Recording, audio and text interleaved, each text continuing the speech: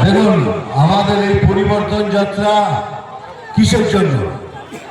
এই পরিবর্তন যাত্রা হলো এই সরকারকে বিদায় দেবার। এবারে পরিবর্তন হবে হবে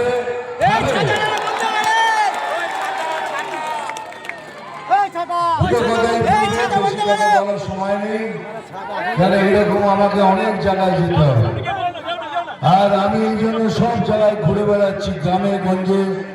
এইটাই বলছি কি আপনারা সবাই এক ছাতার নিচে এসে, যার মধ্যে কিছু মনোমালিন্য আছে সব ভুলে গিয়ে এক ছাতার নিচে এসে আমরা সবাই মিলে ভোট করব।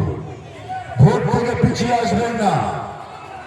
এরা ভয় দেখাবে, আপনাদের ভয় দেখালে আপনারা ওদের ভয় দেখাবেন। এখানে আর কোনো সমঝোতা নেই, কোনো সমঝোতা নেই।